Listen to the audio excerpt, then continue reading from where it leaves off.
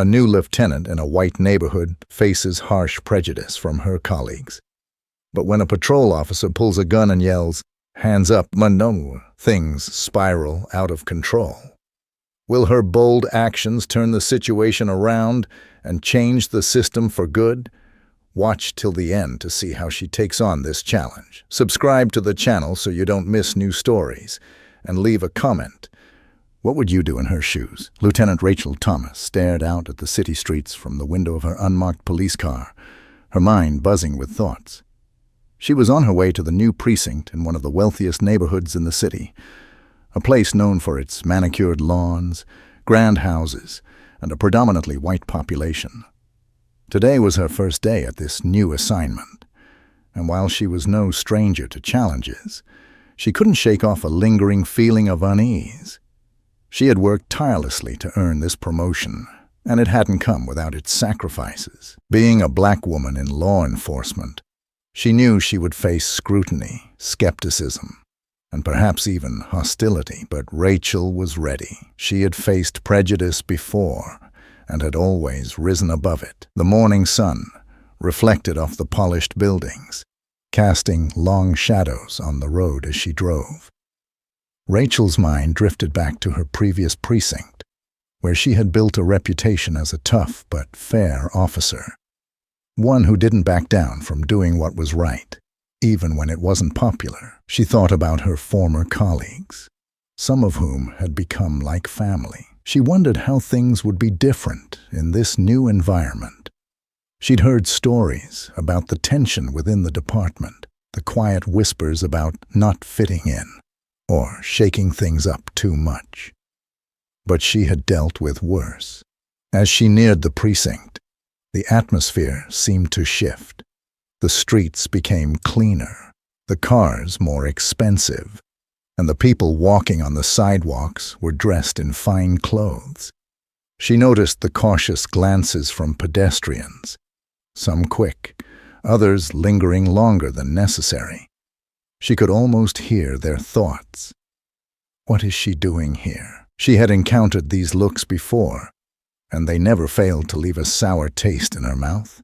Even with her uniform on, people judged her based on the color of her skin. Rachel shook off the uncomfortable feeling and turned her focus back to the road. The precinct came into view, a modern, state-of-the-art facility that stood out against the backdrop of elegant homes. She pulled into the parking lot, where a few squad cars were already parked. As she parked her vehicle, she noticed several white officers standing nearby, chatting among themselves. Their conversation seemed to stop as she pulled in, and she could feel their eyes on her. She took a deep breath, mentally preparing herself. "You've earned this, Rachel. You belong here just as much as anyone else." She stepped out of her car, smoothing out the creases in her uniform. She could feel the weight of their stares, but chose to ignore it. She was here to do her job, and she wouldn't let anyone intimidate her. She began walking toward the entrance, her head held high, radiating confidence. But as she got closer, she couldn't help but overhear snippets of their conversation. "Didn't know we were getting a new lieutenant," one of them said, his voice laced with a hint of sarcasm. "Yeah, and certainly not her," another added with a slight chuckle, as if to make a point. Rachel's jaw tightened. She'd heard it all before, the subtle remarks, the quiet laughs, the unspoken but all too familiar sentiment that she didn't belong. She pushed open the heavy glass door and stepped inside the precinct. The interior was sleek, with polished floors, bright lights, and a high-tech reception area. It was an impressive facility, no doubt about it. She approached the front desk, where a young officer looked up from his computer. "Lieutenant Rachel Thomas," she said, her voice firm and professional. "I'm here to see Captain Williams." The officer nodded, but hesitated for a moment, as if sizing her up. "I'll let him know you're here, Lieutenant," he said finally, picking up the phone. As she waited, Rachel glanced around the room. She saw a few more officers in the lobby, some glancing in her direction, and then quickly looking away. She could feel it. The unease, the judgment, the quiet resistance.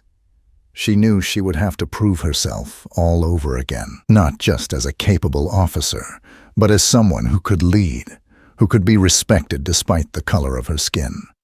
She had done it before, and she could do it again. "Lieutenant Thomas," a voice called out. She turned to see Captain Williams approaching, a tall, middle-aged man with a stern expression. He extended a hand as he got closer. "Welcome to the precinct, Lieutenant. I trust your drive was pleasant," he said, his tone courteous but reserved. Rachel shook his hand firmly. "Thank you, Captain. Yes, the drive was fine." Williams nodded, glancing around the room for a moment. "Let's head to my office. We have a lot to discuss," he said, gesturing for her to follow. As they walked through the precinct, Rachel noticed the way some officers stiffened at her presence, their eyes following her as she passed. She could sense the tension building, like a thick cloud hanging in the air. They reached the captain's office, and Williams closed the door behind them. "I'll be honest with you, Lieutenant Thomas," he began, taking a seat behind his desk. "There's been some concern from the team about having a new lieutenant, especially one with a reputation like yours." Rachel raised an eyebrow. "A reputation for getting the job done?" she asked, a slight edge to her voice. Williams leaned back in his chair, his expression unreadable. "I've heard you're not afraid to challenge the status quo, to stand up against corruption. That's commendable. But not everyone here sees it that way. There's a certain culture in this precinct. It's not perfect, but it works. And some of the officers are worried I might disrupt that." Rachel finished for him, her eyes narrowing slightly. Williams hesitated for a moment, then nodded. "Exactly. I'm not saying it's right, but I want you to be prepared for some pushback. You're going to have to earn their trust." Rachel met his gaze steadily. "I've never shied away from a challenge, Captain. I'm here to do my job and do it well. I've dealt with resistance before, and I'll deal with it again if I have to." The captain studied her for a moment, then nodded. "Good. I hope you mean that. Now, let's go over what I expect from you and what your first few weeks will look like." They spent the next hour discussing her role, the current cases the precinct was handling, and the protocols she needed to be aware of. Despite the initial tension, Rachel found herself somewhat optimistic. If she could just get past the initial skepticism, she could prove herself, like she always had. But she knew it wouldn't be easy. As the meeting wrapped up, Williams walked her back to the main area. "You'll be working closely with Sergeant Davis. He'll show you around and get you up to speed," he said. Rachel nodded and headed over to meet Sergeant Davis, a grizzled veteran with a no-nonsense demeanor. They exchanged brief introductions, and Davis began to show her around the precinct, explaining the layout, introducing her to key personnel, and filling her in on the day-to-day operations. However, as they walked through the precinct, Rachel noticed a young officer standing by the parking lot entrance, watching her closely. His expression was unreadable, but his body language suggested tension. She caught his name tag, Officer Jack Carter. Something about his demeanor put her on edge. She could see the suspicion in his eyes, a skepticism that wasn't just about her being new. She'd seen it before, and she knew what it meant. She decided to keep an eye on him. As Davis wrapped up the tour, he mentioned, "You might get some friction from some of the guys, especially the ones set in their ways. Just a heads up." Rachel nodded, appreciating the warning. "I'm used to friction, Sergeant. Thanks for the heads up." She decided to head back to her car to grab a few more things before settling in for the day. As she stepped outside, she noticed Officer Carter still loitering near the entrance. His gaze locked onto her. She tried to ignore it, but she couldn't shake off the feeling that something was about to happen, and she was right. The tension was building, and soon it would reach a boiling point. Rachel Thomas felt the weight of the new precinct pressing down on her as she stepped back outside. The crisp morning air was supposed to feel refreshing, but instead it carried a hint of tension. She headed toward her unmarked police car to grab a few more items she had left inside. She had just begun to relax her guard when she heard footsteps approaching from behind. The hair on the back of her neck stood up. She glanced over her shoulder and saw Officer Jack Carter walking toward her, a stern, almost predatory look in his eyes. "Hey, you," he called out, his voice sharp, like a drill sergeant barking orders. Rachel turned slowly to face him, keeping her expression neutral but alert. "Yes, Officer Carter," she replied calmly, though her senses were on high alert. Carter stopped a few feet away from her, his stance wide and authoritative. "What are you doing out here?" he demanded, as if she didn't belong. His hand rested near his utility belt, fingers tapping rhythmically against his sidearm. It wasn't drawn, but the implication was clear. Rachel kept her tone steady. "I'm getting some things from my car," she said, gesturing toward the vehicle. "Is there a problem?" He narrowed his eyes at her, clearly not satisfied with her response. "You got some ID on you?" he asked, ignoring the fact that she was clearly in uniform. His tone wasn't just cautious. It was condescending, dripping with suspicion. Rachel took a slow breath.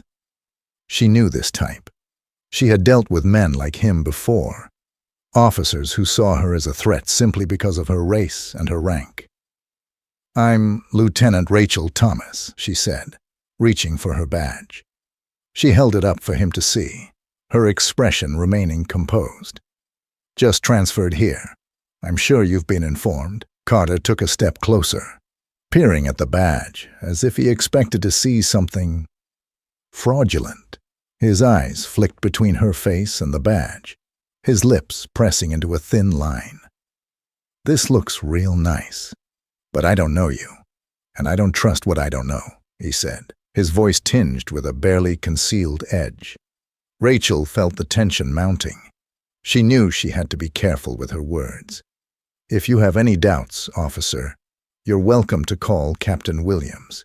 He'll verify my identity," she said, keeping her tone professional.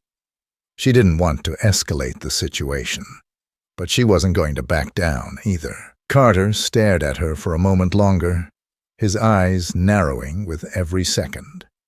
Instead of acknowledging her suggestion, he tilted his head and smirked. "You know, there's been a lot of reports lately about stolen cars in this area. You driving an unmarked vehicle like this kinda looks like it fits that description."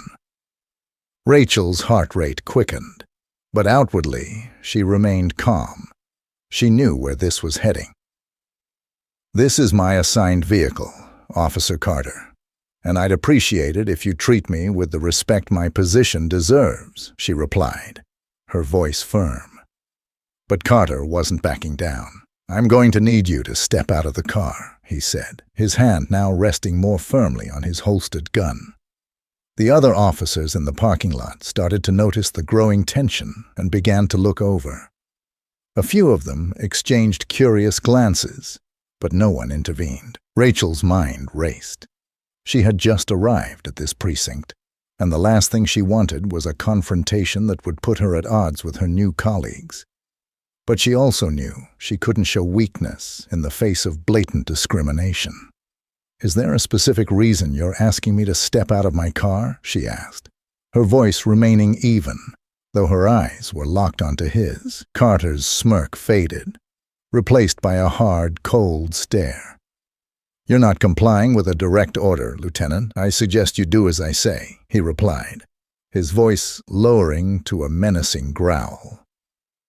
Rachel's instincts screamed at her to stay calm, to defuse the situation, but she could see the unyielding hostility in his eyes. "Officer Carter, I've given you my ID. I've identified myself as a lieutenant in this precinct. You have no grounds to detain me," she said firmly. Carter's patience seemed to snap. "You think just because you're wearing that badge, you're above the law?" he spat, his voice rising. "Step out of the vehicle now." A small crowd had started to gather, both civilians and other officers. Rachel noticed their eyes on her, some filled with concern, others with anticipation. She knew she needed to be careful. One wrong move could lead to a situation spiraling out of control. She took a breath, considering her options. "I'm not stepping out without a valid reason," she replied, her tone still measured but leaving no room for doubt. Carter's face twisted with anger. "I said, step out of the car," he shouted, his hand moving to unfasten the strap on his holster. The threat was clear now. He was ready to draw his weapon.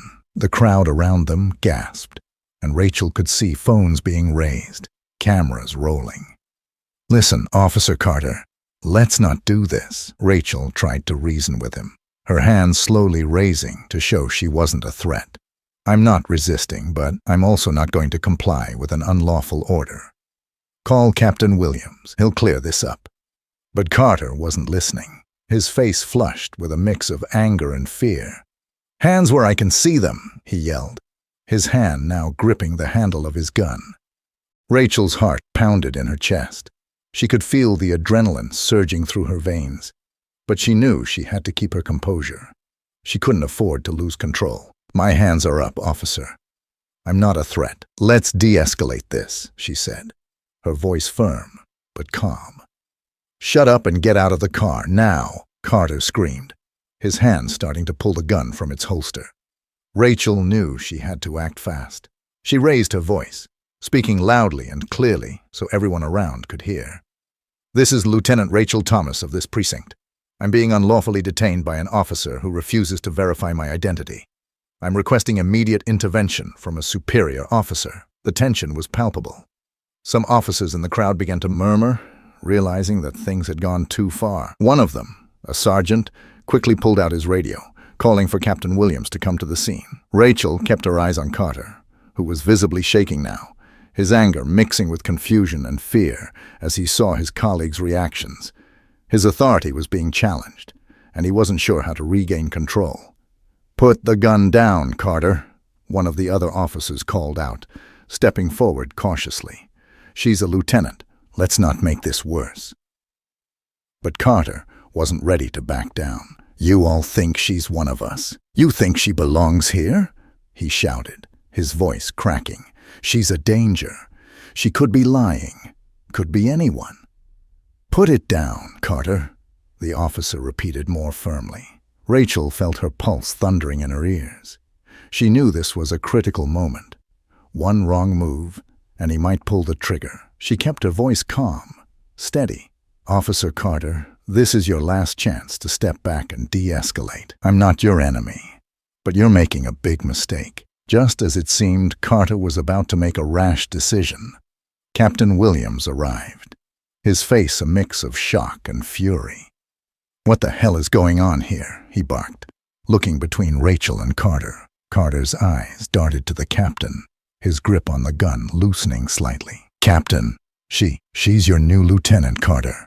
Put that goddamn gun away," Williams thundered, his voice echoing through the parking lot.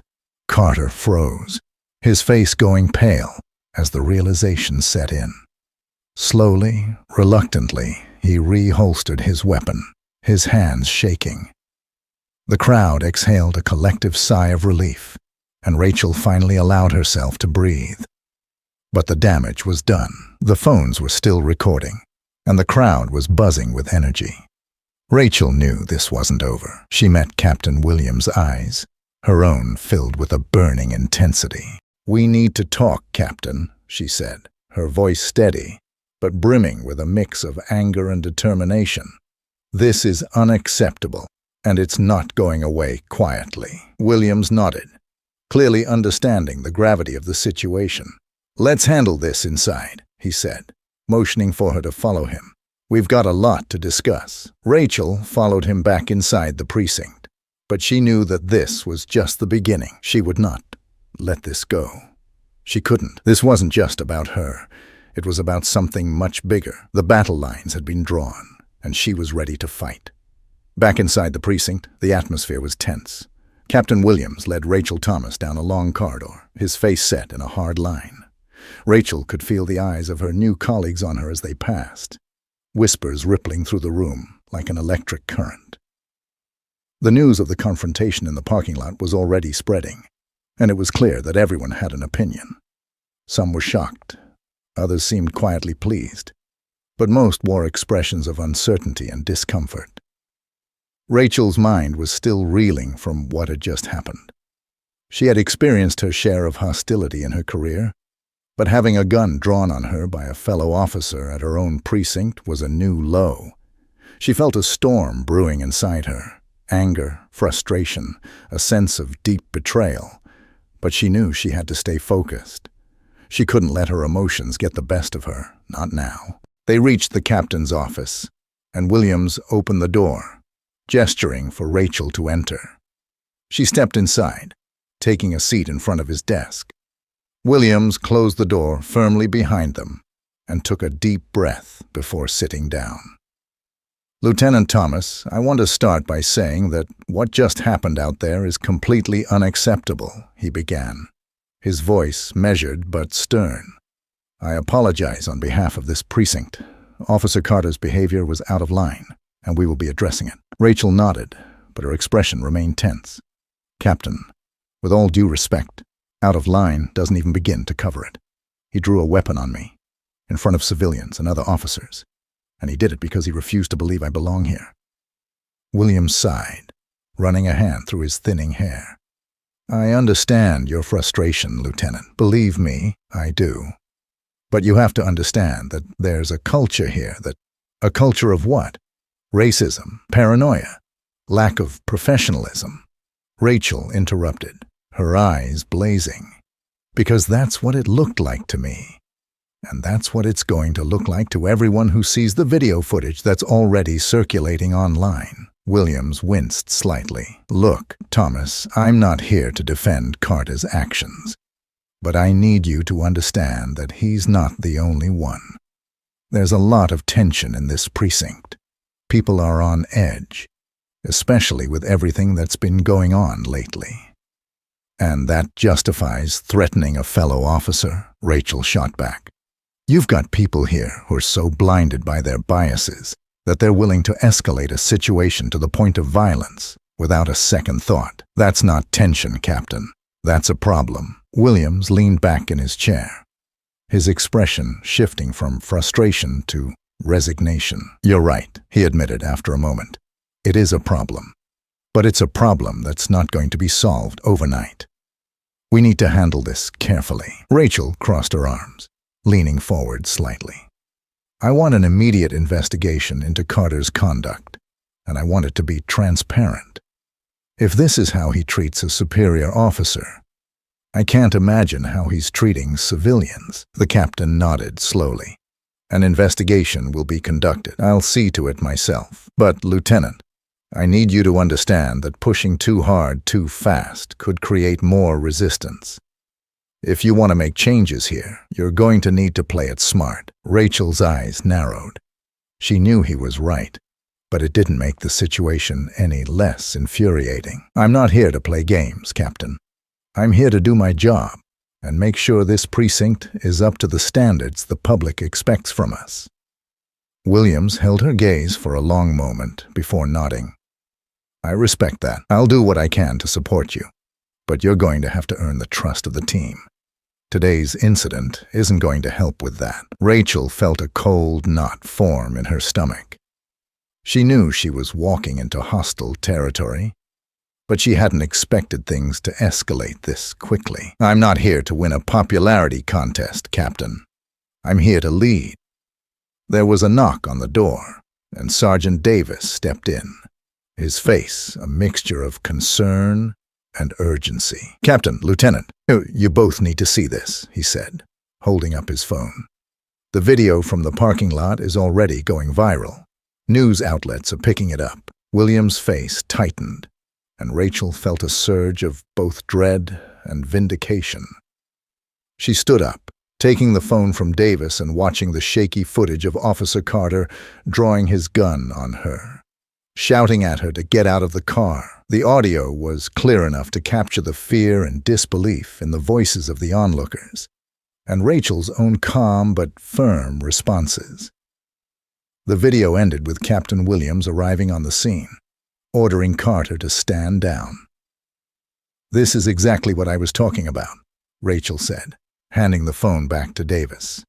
This isn't just a precinct issue anymore. It's a public issue. Williams rubbed his temples, clearly feeling the weight of the situation bearing down on him. All right, here's what we're going to do. Davis, I want a statement prepared for the press. We need to get ahead of this.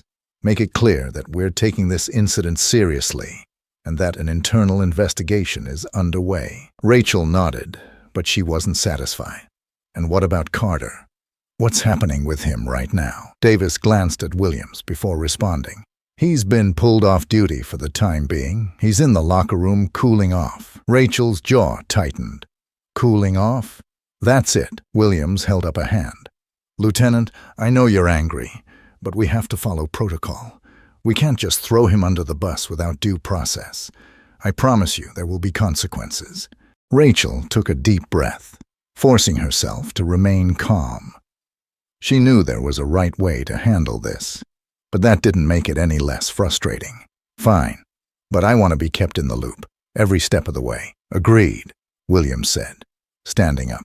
Now, let's get back out there and show the team that we're all on the same side here. We don't need any more division. As they left the office, Rachel couldn't shake the feeling that things were about to get a lot more complicated. She glanced around at the faces of her new colleagues. Some looked sympathetic, others wary, and a few openly hostile. She would have to tread carefully, but she was determined to see this through. Rachel made her way to the locker room. She needed to confront Carter directly, not just for herself, but for the message it would send to everyone else. She pushed open the door and found him sitting on a bench, his head in his hands. When he looked up and saw her, his eyes hardened. "What do you want?" he spat, his voice thick with resentment. Rachel took a deep breath. "We need to talk, Officer Carter. What you did out there was not just unprofessional. It was dangerous." Carter stood up, his posture tense. "You think you can just walk in here and start throwing your weight around because you're wearing that badge? You don't know anything about this place, about us." Rachel didn't flinch. "I know enough to see that you've got a problem with authority that doesn't look like you, and that's a problem for everyone here," he scoffed, crossing his arms. "Oh, so now I'm the bad guy. You come in here thinking you're better than us, and I'm the one with the problem?" Rachel held his gaze. "I don't think I'm better than anyone, Carter. But I do expect professionalism, respect, and basic human decency. What you did out there wasn't just about me. It was about your own fears and biases. And if you can't see that, then you're not fit to wear that uniform." Carter's face flushed with anger. "You don't get to talk to me like that." Rachel took a step closer, her voice low but firm. "I'm your superior officer, and I will talk to you however I need to if it means keeping this precinct in line. You don't have to like me, but you will respect my authority. Do you understand?" For a moment, it seemed like he might lash out. His fists clenched and his jaw tightened. But then, almost imperceptibly, his shoulders sagged. He was beaten, and he knew it. "Fine," he muttered, looking away. "Whatever." Rachel nodded, satisfied for now. "Good, now go home. We'll see what the investigation turns up." She turned and walked out, feeling the weight of what had just transpired settle over her. She knew this was far from over. She had made an enemy in Carter, and there were undoubtedly others who would side with him. But she also knew she had allies, those who believed in what was right. As she walked back into the main area of the precinct, she caught sight of Sergeant Davis. He gave her a slight nod of approval, and she felt a small spark of hope. There was still a long road ahead, but Rachel was ready. She had faced bigger challenges, and she had no intention of backing down now. The precinct was watching, the public was watching, and Rachel Thomas was prepared to lead them through the fire. The tension in the precinct was palpable. Every officer seemed to be on edge, eyes darting towards Rachel whenever she passed. It was clear that the lines were being drawn, and the atmosphere was charged with an unspoken electricity. The incident in the parking lot had polarized the precinct, creating a rift that was only growing deeper by the hour. Some officers showed signs of support, a nod here, a reassuring glance there. Others, however, had their own quiet conversations, casting wary looks in Rachel's direction, their loyalty to Carter evident in their body language. Rachel knew the situation was delicate. She had made it clear to Captain Williams that she would not tolerate any form of discrimination or unprofessional behavior. The video of Officer Carter drawing his weapon on her had gone viral, and the pressure was mounting on the precinct to take definitive action. But as she moved through the precinct halls, she could feel the tension tightening around her like a noose. She couldn't allow herself to be intimidated. She had a job to do, and she intended to do it well. But she also knew that she had to be prepared for anything. She had already experienced the hostility that some of her new colleagues harbored, and she wasn't naive enough to think that things would settle down on their own. As she walked toward the break room, her phone buzzed in her pocket. She glanced at the screen and saw a message from Captain Williams. "Need to meet. Urgent." Rachel's brow furrowed. She quickly turned on her heel and headed toward his office, her mind racing with possibilities. When she arrived, Williams was already standing outside his office, talking to Sergeant Davis. Both men looked concerned, their faces grim. As Rachel approached, Williams motioned for her to join them. "Lieutenant Thomas," Williams said, his tone serious. "We've got a situation developing. Carter's not taking this well. He's refusing to cooperate with the investigation, and he's been stirring up trouble among the other officers." Rachel's eyes narrowed. "What kind of trouble?" Davis spoke up, his voice low. "He's been rallying some of the younger guys, telling them that you're here to shake things up, make them look bad. They're angry, and they're talking about pushing back." Rachel crossed her arms, her expression hardening. "So they're banding together to resist accountability." "That's exactly what we don't need right now," Williams nodded. "Agreed, but it's getting worse. Carter's been in the locker room all morning, and I just got word that he's refusing to leave. Says he's not going to be pushed around by anyone, especially not by you." Rachel felt a cold knot form in her stomach. "What do you want me to do, Captain?" Williams sighed. "I'd like you to stay clear for now. Let me and Davis handle it. But I thought you should know what's happening. It's a powder keg in there, and Carter's got a few matches to strike." Rachel nodded slowly. "Understood. But if he keeps escalating, I'll need to address it directly. We can't let this go unchecked." Before Williams could respond, a loud commotion erupted from down the hallway, coming from the direction of the locker room. Raised voices echoed through the halls, and Rachel instantly recognized Carter's angry shout. Without another word, she turned and headed in that direction, with Williams and Davis following close behind. As they reached the locker room, Rachel saw several officers gathered outside, their faces a mixture of concern and curiosity. Some were peeking inside, whispering to each other. She pushed her way through the crowd and stepped inside, her eyes immediately locking onto Carter. He was standing in the middle of the room, his face flushed with rage, his hands balled into fists. Several of the younger officers were standing around him, looking nervous and uncertain. The atmosphere was thick with tension, like a storm about to break. "Carter!" Rachel called out, her voice cutting through the noise. "That's enough. Stand down and come with me." Carter whipped around to face her, his eyes wild with fury. "You think you can just order me around? You think you can walk in here and act like you're in charge of everything?" he shouted, his voice echoing off the metal lockers. Rachel remained calm, but her heart was pounding. She knew this could get out of hand very quickly. "I am in charge, Carter. I'm your superior officer, and I'm telling you to stand down." But Carter wasn't listening. He was too far gone, too consumed by his anger and resentment. "You don't belong here," he yelled, his voice trembling. "You and your high and mighty attitude. thinking you're better than everyone else. You're not welcome here. Rachel's jaw tightened, but she kept her voice steady. This isn't about me, Carter. It's about your inability to follow orders and show respect. Now stand down, or there will be consequences. Carter's face twisted with rage, and in a split second his hand shot to his holster. I'm not taking orders from you, he screamed, pulling his gun out and aiming it directly at Rachel. The room went deadly silent, the only sound the quickened breathing of the officers around them. Whoa, whoa, whoa, Davis shouted, stepping forward. But Rachel held up a hand to stop him. Rachel felt a cold wave of fear wash over her, but she forced herself to stay calm. She raised her hand slowly, her eyes never leaving Carter's. Carter, put the gun down, she said firmly, her voice clear and steady.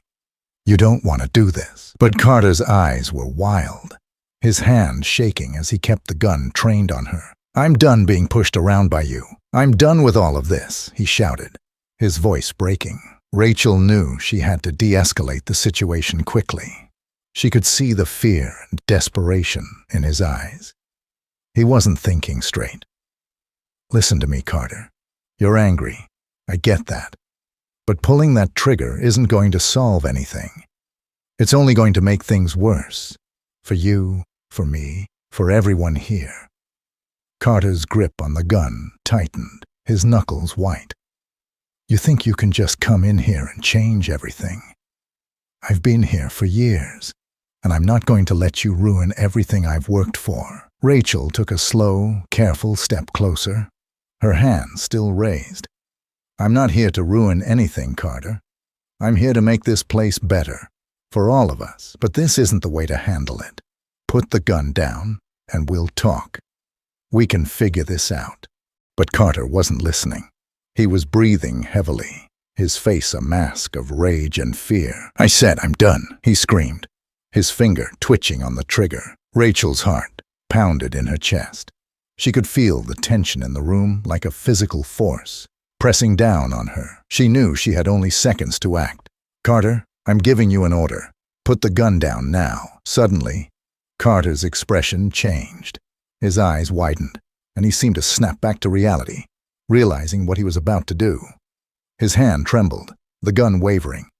But before he could fully lower it, one of the younger officers nearby panicked and moved to grab his arm. Stop, Rachel yelled.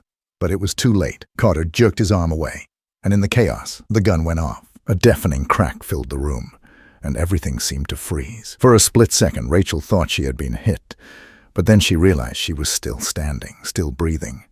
The bullet had hit the wall behind her, missing her by mere inches.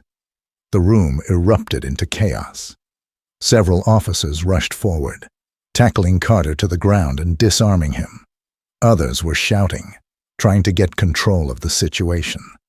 Rachel stood there, her heart racing, her mind struggling to process what had just happened. She took a deep breath, forcing herself to stay calm. Get him out of here, she ordered, her voice firm despite the adrenaline coursing through her veins. Put him in a holding cell until we figure this out. As Carter was dragged away, still shouting incoherently, Rachel turned to the other officers. Everyone back to your posts. This is over. The room began to clear, but Rachel could feel the weight of what had just happened settling over her. She knew this was far from over. The situation had escalated beyond anything she had anticipated, and now there would be serious consequences. Captain Williams and Sergeant Davis approached her, both looking shaken. Rachel, Williams began, his voice unsteady. I'm sorry you had to go through that. We'll make sure he faces the full consequences of his actions. Rachel nodded, her face hard. We'd better. This precinct needs to see that this kind of behavior won't be tolerated. Not anymore. Davis put a hand on her shoulder. You handled that well, Lieutenant. I'm just glad no one got hurt. Rachel let out a long breath, her adrenaline finally starting to ebb. So am I. But we've got a lot of work to do, and this is just the beginning. As they walked back towards William's office, Rachel knew she had made some enemies today, but she also knew she had made a stand. a stand for justice, for accountability, for change, and she was ready to see it through, no matter the cost. The precinct was in chaos. The sound of Officer Carter's gunshot still echoed in the minds of everyone present, leaving an indelible mark on the day. Rachel Thomas stood in the center of the locker room, her heart pounding, her mind sharp. The officers who had just subdued Carter were now dragging him out, his face a mask of anger and confusion. The room buzzed with tension as officers exchanged shocked glances and whispered among themselves. It was clear that the incident had rattled everyone, and the shockwaves were only just beginning. Rachel took a deep breath, steadying herself. She knew that this wasn't just about her anymore. This was about the entire precinct, the culture that had allowed someone like Carter to feel emboldened enough to pull a gun on his superior officer. The gravity of the situation was setting in, and she knew that she had to act swiftly to contain it. Captain Williams entered the locker room, flanked by two senior officers. His face was pale, his jaw set in a grim line. He glanced around, taking in the scene, and his eyes locked onto Rachel. "Lieutenant Thomas," he said, his voice barely masking the stress, "I need you in my office, now." Rachel nodded, keeping her composure. She turned to Sergeant Davis, who was still watching Carter being taken away. "Davis, make sure he's secured, and get a medical check on him. I want a full report by the end of the day," she ordered. "Yes, ma'am," Davis replied, already moving to carry out her instructions. Rachel followed Williams back to his office, her mind racing with the events that had just unfolded. As she walked through the precinct, she could feel the weight of dozens of eyes on her. She didn't flinch. She kept her head high, her stride purposeful. She was the lieutenant here, and she needed to show strength, even in the face of this chaos. Inside Williams's office, the atmosphere was thick with tension. Williams closed the door behind them and immediately turned to face her. "Rachel, what the hell just happened back there?" he demanded, his voice barely controlled. Rachel met his gaze, her own eyes hard with resolve. "What happened is that an officer, fueled by prejudice and unchecked anger, pulled a gun on me, and it nearly turned deadly," she said, her tone unwavering. Williams ran a hand over his face, clearly overwhelmed by the gravity of the situation. "This is going to blow up in our faces, Lieutenant. The press is already all over the video from the parking lot. Now, it's only a matter of time before they're banging on our doors, demanding answers." Rachel nodded. "Good. Let them demand answers. This precinct has been festering with this kind of behavior for too long. If we don't address it now, it's only going to get worse." Williams leaned back in his chair, rubbing his temples. "I'm with you, Rachel. But we have to be smart about this. An internal investigation is mandatory, and we'll cooperate fully. But we also need to control the narrative. We can't afford for this to spiral out of control." Rachel crossed her arms, her expression stern. "What's the plan, then?" "We're going to start with a press conference," Williams said. "We need to get out in front of this. Make it clear that we're taking this incident seriously, and that there will be accountability. I want you to be there, alongside me. You need to speak directly to the public. They need to hear from you." Rachel considered this for a moment. She knew that going public would mean putting herself even more in the spotlight. But she also knew it was the right thing to do. "I'll be there. But I want to make sure that this isn't just lip service. There needs to be real action behind our words." Williams nodded. "Agreed. Carter will be suspended indefinitely, pending the outcome of the investigation. And we're going to implement new training protocols focused on de-escalation and bias. This incident is proof that we need it." Rachel felt a surge of determination. "We should also bring in an external agency to conduct an independent review. We need to show that we're serious about transparency." Williams hesitated for a moment, but then nodded. "All right, I'll make the call. But I want you to be prepared for the backlash. Not everyone here is going to be happy about that." Rachel knew he was right. She could already see the lines being drawn, the camps forming, but she also knew that change wasn't easy. It never was. "I'm ready," she said. "Let's do this." The press conference was scheduled for that afternoon. The precinct's lobby was packed with reporters, their cameras and microphones at the ready. The air was thick with anticipation. Rachel stood off to the side, watching as the room filled. She could feel the weight of the moment bearing down on her, but she remained composed. This was her chance to speak truth to power, to call out the deep-seated issues that had led to this point. Captain Williams approached her, adjusting his tie nervously. "You ready for this?" he asked. Rachel nodded. More than ready. Williams stepped up to the podium first, clearing his throat as the room quieted down. "Ladies and gentlemen, thank you for coming today. As you all know, there was an incident at this precinct earlier today involving one of our officers. We are here to provide a statement and to answer any questions you may have." The room was silent. Every reporter's eyes trained on him. Williams continued. "First and foremost, let me be clear. The actions of Officer Jack Carter were unacceptable and do not reflect the values of this precinct or the police department as a whole. An internal investigation has been launched, and Officer Carter has been suspended, pending the outcome of that investigation." A murmur rippled through the crowd, and hands shot up with questions. Williams held up a hand. "But before we take questions, I want to introduce Lieutenant Rachel Thomas. She is the new lieutenant of this precinct, and she was the target of this unwarranted aggression. She has a few words she'd like to say." Rachel took a deep breath and stepped up to the podium. The flash of cameras nearly blinded her, but she stood tall, her expression resolute. "Thank you, Captain," she began, her voice steady. "As many of you have seen from the footage circulating online, I was the victim of a potentially deadly confrontation with Officer Carter. This was not just an isolated incident. It was a manifestation of a much deeper issue within our police force." She paused, letting her words sink in. The room was silent, the tension thick. "I came to this precinct to serve and protect this community, to uphold the law and ensure justice is applied equally to everyone, including within our own ranks. What happened today shows that we still have a long way to go. We need real change, not just talk, not just temporary measures, but systemic change that addresses the root causes of bias, prejudice, and aggression." Rachel could see the reporters hanging on her every word. She knew she was walking a fine line, but she wasn't going to back down. "That is why I am calling for an independent, external investigation into this precinct's practices and culture.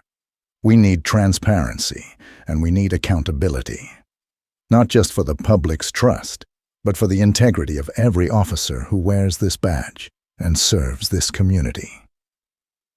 There was a moment of silence, and then the room erupted into questions.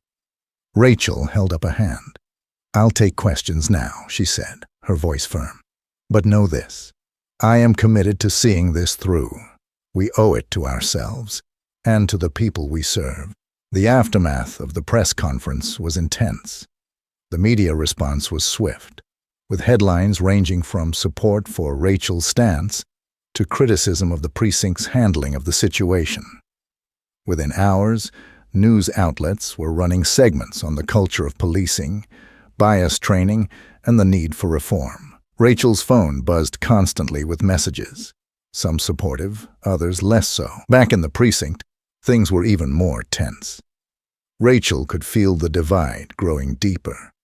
Some officers resented her for bringing in an external review, while others quietly thanked her for standing up. She knew she had allies, but she also knew that she was in for a long battle. Sergeant Davis approached her later that day, his expression grim. "Lieutenant, we've got a problem," he said. "A few of the officers are talking about walking out, saying they won't work under you if this investigation goes forward." Rachel nodded. She had expected this. "Let them," she said. "If they're not willing to be part of a better, more accountable force, then they don't belong here." Davis sighed. I'm with you, Rachel. But it's going to get ugly. Rachel met his gaze. I know, but I didn't come here to make friends. I came here to do what's right. Later that evening, after most of the reporters had left and the precinct had quieted down, Rachel sat in her office, staring at the stack of reports and paperwork piling up on her desk. She knew she was fighting an uphill battle, but she wasn't afraid of the challenge. She had faced tougher odds before, and she knew that change never came easy. There was a knock on her door, and Captain Williams entered, looking exhausted. "Long day," he said, taking a seat across from her. Rachel nodded. "Yeah, and it's only going to get longer." Williams rubbed his eyes. "You sure you're ready for this, Rachel? This isn't going to end anytime soon." Rachel leaned back in her chair, her expression resolute. "I'm sure, Captain. I've spent my entire career fighting for what's right. I'm not stopping now." Williams gave her a tired smile. "All right, then. Let's get to work." As they started to go over the plans for the investigation and the new protocols they would implement, Rachel felt a renewed sense of purpose. She knew that the road ahead would be tough, but she was ready. She was ready to stand up, to fight, and to lead the charge for real change. And she knew she wouldn't be doing it alone. The precinct was watching, the public was watching, and Rachel Thomas was more determined than ever to show them what true leadership looked like. The following morning, the precinct was a hive of activity. The events of the previous day had left everyone on edge, and the atmosphere was heavy with anticipation. The press conference had ignited a firestorm in the media, and the footage of Officer Carter pulling a gun on Lieutenant Rachel Thomas was being replayed on news stations across the country.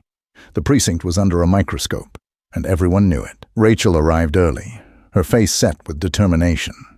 She could feel the weight of the scrutiny bearing down on her, but she also knew that this was her chance to push for real, meaningful change. She had spent the night preparing, going over her notes, and the new protocols she wanted to implement. There was no room for hesitation. This was a critical moment.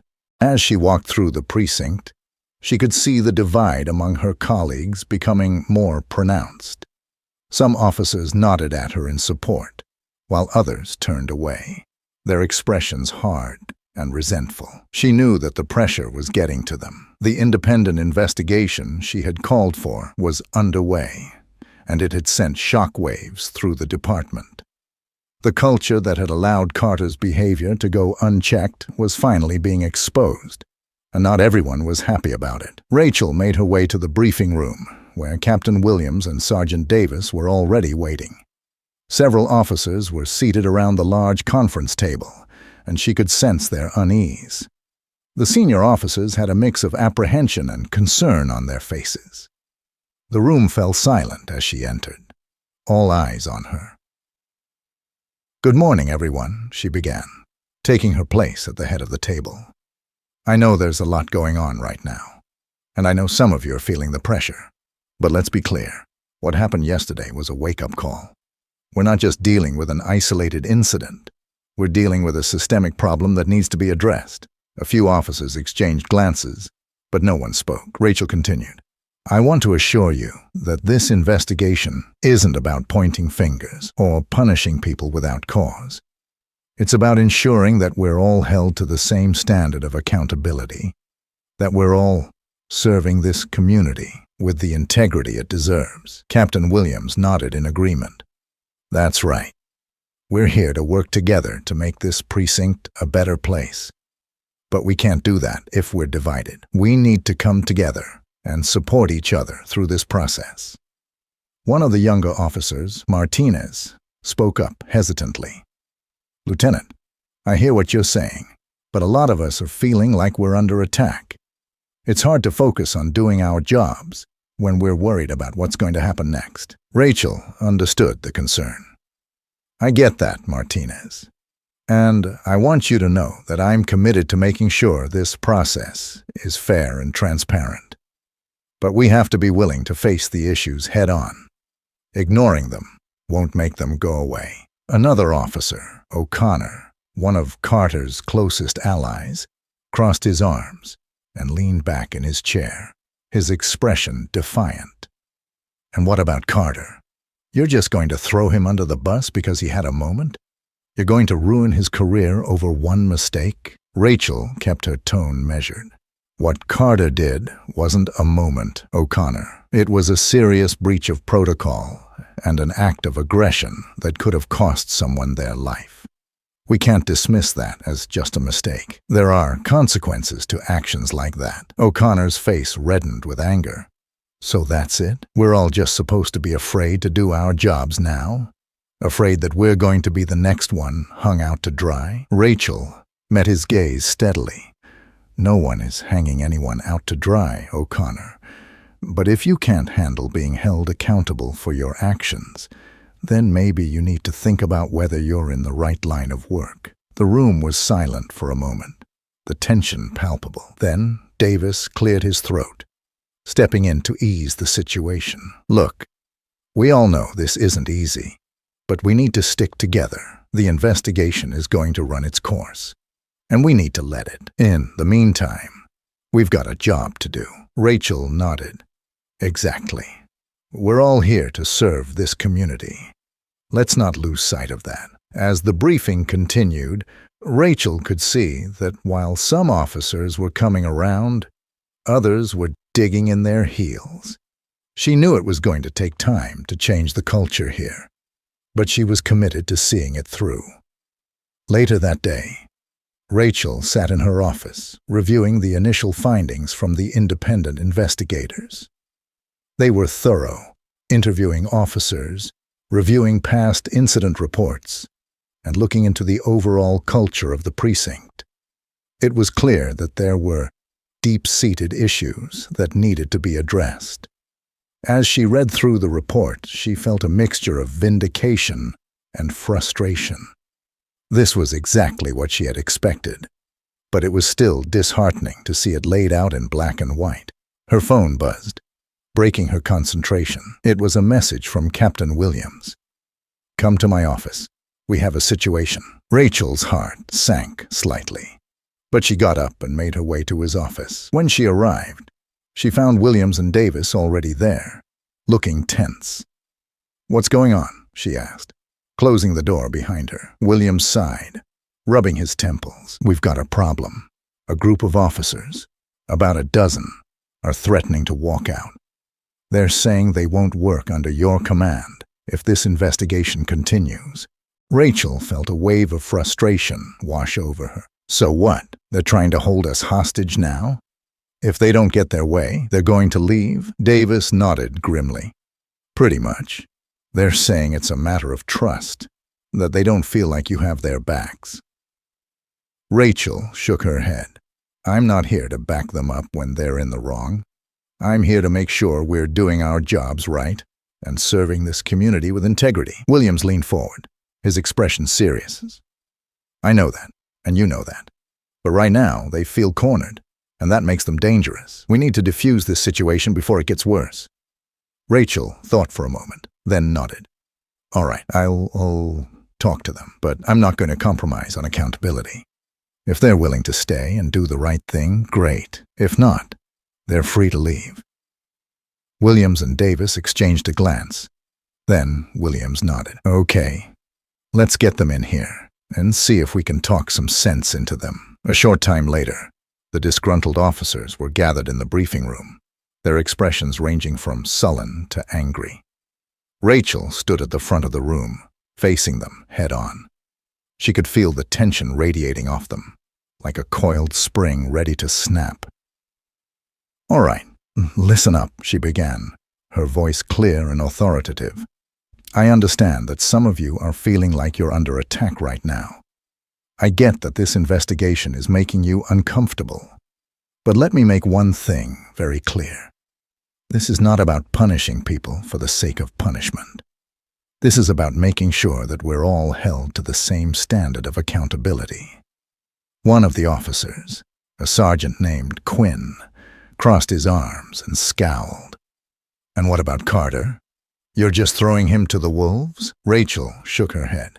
"Carter's actions were his own, and he's facing the consequences for them. But this isn't just about Carter. It's about making sure that this kind of behavior doesn't happen again. Another officer, Simmons, spoke up, his tone defiant. You don't get it, Lieutenant. You come in here talking about accountability and transparency. But what we hear is you don't trust us. Rachel's eyes narrowed. I trust you to do your jobs, but I also expect you to do them with integrity. If you can't handle that, then maybe this isn't the place for you. There was a murmur of dissent among the officers, and Rachel could see that some of them were on the edge of leaving. She took a deep breath, choosing her next words carefully. I'm not here to drive anyone away. I want us to work together to make this precinct better. But that means being honest about our problems and being willing to fix them. For a moment, the room was silent. Then Quinn spoke again, his tone more measured. And what if we don't agree with the way you're handling things? Rachel met his gaze steadily. Then we have a discussion about it, but we don't threaten to walk out. We don't undermine each other. We handle it like professionals. There was another long pause, and Rachel could feel the tension in the room starting to ease, if only slightly. She could see some of the officers considering her words, and she knew she had to keep pushing. I'm here because I believe in this job. And I believe in all of you, she continued. But belief isn't enough. We have to be better, all of us. And that starts with being accountable. If you're willing to do that, then I'm with you every step of the way. If not, then you need to make a choice. Name two. Another silence fell over the room, but this time it felt different, less hostile, more contemplative. Rachel could see that some of the officers were beginning to soften, their expressions shifting from defiance to uncertainty. Finally, Simmons spoke again, his tone less confrontational. All right, Lieutenant, we'll give it a shot, but we want to be part of the process. We want our voices heard. Rachel nodded. Fair enough. I'm committed to that. Let's work together to make this precinct what it should be. The meeting ended on a cautious but hopeful note. Some officers were still resistant, but others were starting to come around. Rachel knew that it would take time to build trust, and that the road ahead would be long and difficult. But she also knew that this was a start. Over the next few days, the investigation continued. The independent reviewers interviewed more officers, digging deeper into the culture of the precinct. Rachel worked closely with Captain Williams and Sergeant Davis to implement new training protocols focused on de-escalation, bias awareness, and community engagement. It was a small step, but an important one. As the days went on, Rachel could see small signs of progress. Some of the officers who had initially been resistant were beginning to participate more actively in the discussions. There were still plenty of challenges, but Rachel felt a renewed sense of determination. She knew that change wasn't easy, but it was possible. One evening, as she was preparing to leave the precinct, Rachel received a call from Captain Williams. Rachel, I just got word from the Independent Review Board. They've completed their initial findings, and they want to meet with us tomorrow morning to discuss the next steps. Rachel felt a surge of anticipation. All right, let's do it. She knew that this meeting could be a turning point. The investigation had uncovered a lot, and now it was time to start making real, substantive changes.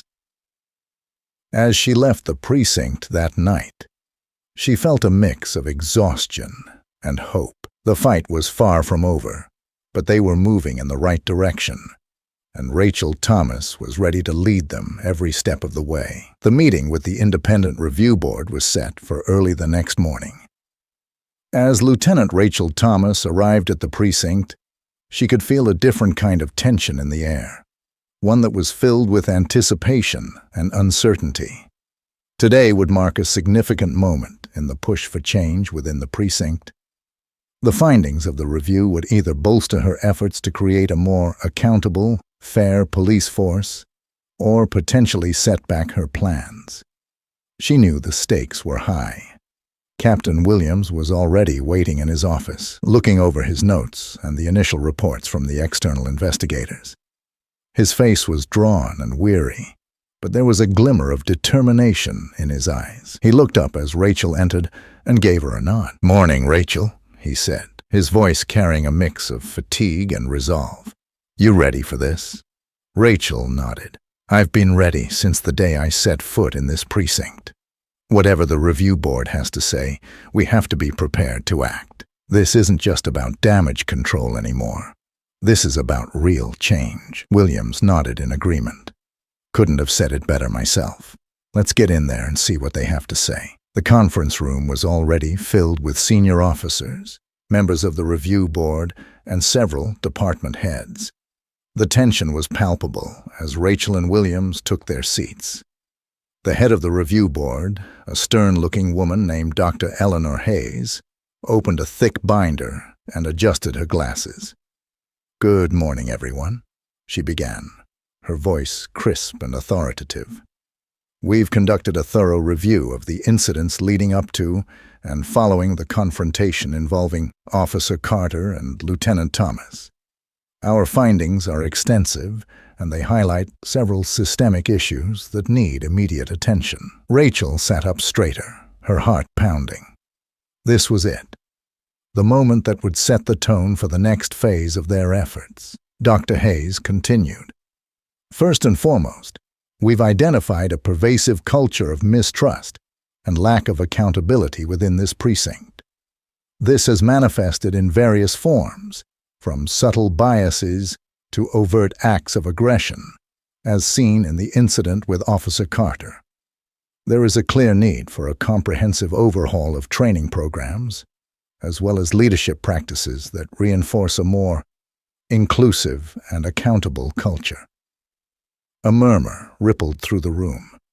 Some officers exchanged glances, their expressions ranging from concern to skepticism. Rachel could sense the unease growing, but she remained focused. Dr. Hayes continued. "Additionally, our review has uncovered several incidents in the past where complaints of misconduct were not adequately addressed. This pattern suggests a failure in both reporting mechanisms and in the follow-up actions by leadership." Captain Williams glanced at Rachel, his expression grim. This was exactly what she had been pushing for, to shine a light on the underlying issues that had allowed this toxic environment to flourish. "The board's recommendation," Dr. Hayes went on, "is to implement a series of reforms. This includes mandatory bias training for all officers, a new de-escalation protocol, and the creation of an independent oversight committee to review any future incidents of misconduct.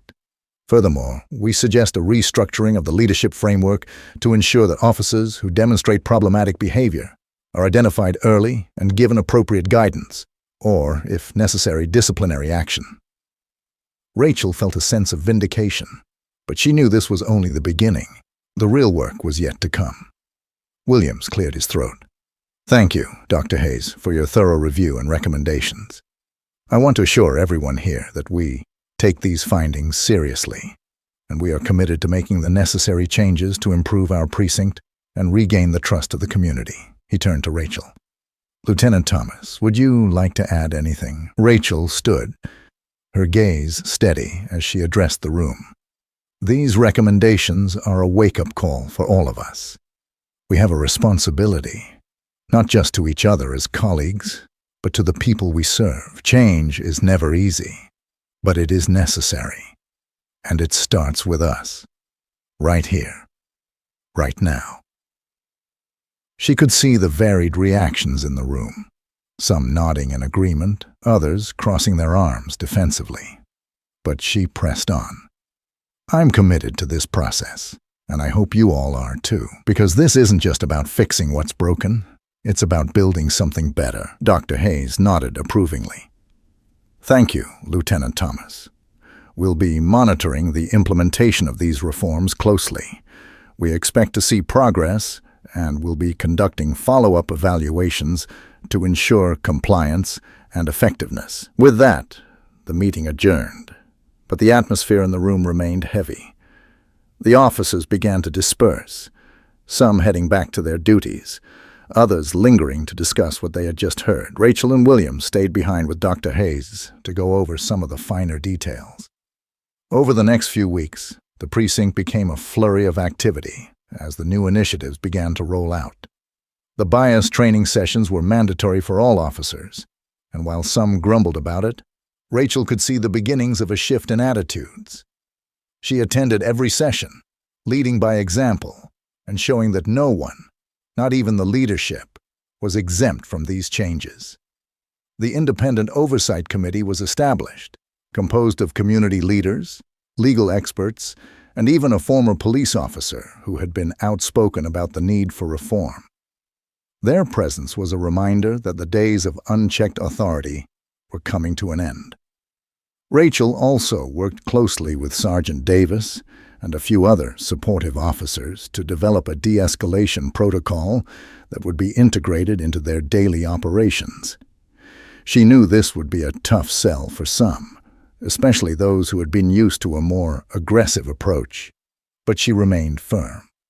She organized workshops, brought in external experts, and made sure that every officer understood why these changes were necessary. Meanwhile, the tension within the precinct continued to simmer. Some officers still resisted the new direction, grumbling about political correctness and overreach. Rachel heard the whispers, saw the sideways glances, but she didn't let it deter her. She was prepared for this. Change never came without resistance. One afternoon, as Rachel was wrapping up a meeting with the Oversight Committee, she was approached by Officer Martinez, the same young officer who had voiced concerns during the briefing. His expression was hesitant but determined. "Lieutenant, can I speak with you for a moment?" he asked. Rachel nodded. "Of course, Martinez. What's on your mind?" He glanced around, making sure they were out of earshot of the others. "Look, I just wanted to say, I wasn't sure about all this at first, but after going through the training and seeing the way you're handling things, I think you're right. We needed this." Rachel smiled, a sense of relief washing over her. "I appreciate that, Martinez. It takes courage to be open to change, and I know it's not easy for everyone." He nodded, his face softening. "Yeah. But I want to be a part of making this place better. I'm with you." Rachel felt a renewed sense of hope. "That means a lot, Martinez. Thank you. And spread the word. We're stronger together." As the weeks turned into months, Rachel began to see more and more officers coming around. The new training protocols were starting to take root, and the Oversight Committee's presence was having a noticeable impact. Complaints were being taken more seriously, and there was a growing sense of accountability among the ranks. But there were still challenges. Some of the older officers, like O'Connor, remained stubbornly resistant, openly defying the new procedures and complaining about caving to public pressure. Rachel knew she had to handle them carefully. She couldn't afford to alienate them completely, but she also couldn't let their defiance undermine the progress they were making. She called O'Connor into her office one day for a one-on-one conversation. "O'Connor, I've noticed you've been having a hard time with some of the new changes," she said, keeping her tone neutral but firm. O'Connor leaned back in his chair, crossing his arms. "Yeah, you could say that. I think some of this stuff is a waste of time. We're cops, not social workers." Rachel nodded it. "I hear you, but here's the thing. Part of being a cop is understanding the community we serve, and that means knowing how to de-escalate situations, knowing how to check our own biases, and knowing how to be accountable for our actions." O'Connor shrugged, still resistant. "I get that, but it feels like we're being punished for doing our jobs." Rachel leaned forward. "It's not about punishment, O'Connor. It's about doing our jobs better. I'm not here to change who you are as an officer. I'm here to help you be the best officer you can be. And that means being open to new ways of thinking." O'Connor was silent for a moment, then finally sighed. "All right, Lieutenant. I'll give it a shot. But I'm not making any promises." Rachel nodded. That's all I ask. Let's see where this goes. Months passed, and the precinct began to stabilize. The changes were slow but steady, and Rachel could see a new culture beginning to take shape. She was proud of the progress they had made, but she knew there was still much work to be done. One day, she received an unexpected visit from Dr. Hayes, who had returned to check on the progress of the reforms. "Lieutenant Thomas," she said, greeting Rachel with a firm handshake. "I wanted to see for myself how things are going here." Rachel smiled. "I think you'll be pleased with what you see, Dr. Hayes. We've still got a long way to go, but the groundwork is being laid." Dr. Hayes nodded, looking around the precinct.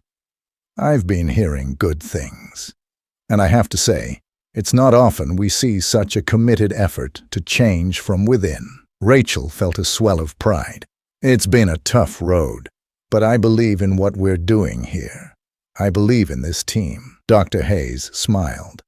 "Keep up the good work, Lieutenant. You're setting an example for precincts everywhere."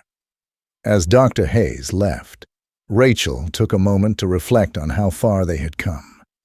The precinct was no longer the same place it had been when she arrived. It was still a work in progress, but it was moving in the right direction. And for Rachel Thomas, that was enough to keep fighting. The battle for change was never over, but she was ready for whatever came next. She had the support of her team, the backing of the community, and a vision for what policing could and should be. And she wasn't stopping until it became a reality.